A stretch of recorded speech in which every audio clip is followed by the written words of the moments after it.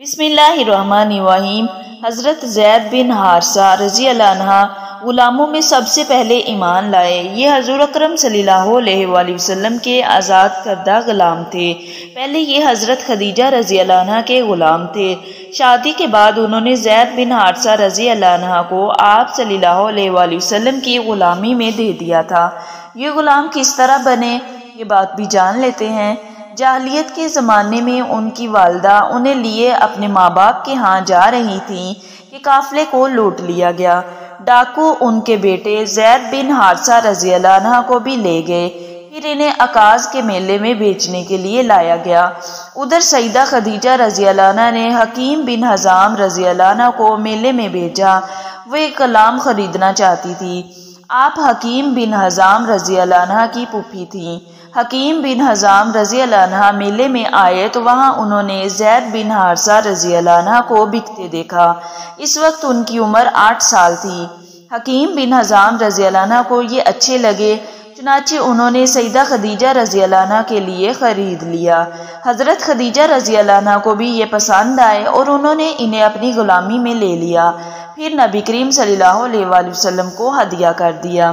اس طرح حضرت زید بن حارثہ رضی اللہ عنہ آپ صلی اللہ علیہ وآلہ وسلم کے غلام بنے۔ پھر جب آپ نے اسلام کی دعوت دی تو فوراً آپ پر ایمان لے آئے۔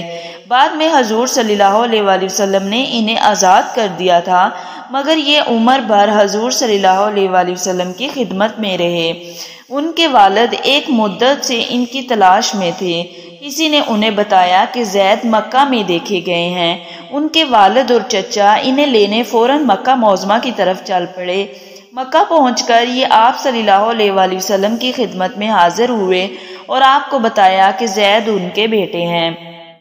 ساری بات سن کر آپ نے ارشاد فرمایا، تم زید سے پوچھ لو، اگر وہ تمہارے ساتھ جانا چاہیں تو مجھے کوئی اعتراض نہیں، اور یہاں میرے پاس رہنا چاہیں تو ان کی مرضی۔ زید رضی اللہ عنہ سے پوچھا گیا تو انہوں نے نبی کریم صلی اللہ علیہ وآلہ وسلم کے ساتھ رہنا پسند کیا۔ اس بات پر باپ نے کہا، تیرا برا ہو زید، تو آزادی کے مقابلے میں غلامی کو پسند کر رہا ہے۔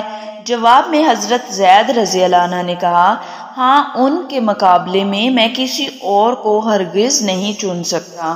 آپ نے حضرت زید رضی اللہ عنہ کی یہ بات سنی تو آپ کو فوراً حجر اسود کے پاس لے گئے اور اعلان فرمایا، آج سے زید میرا بیٹا ہے۔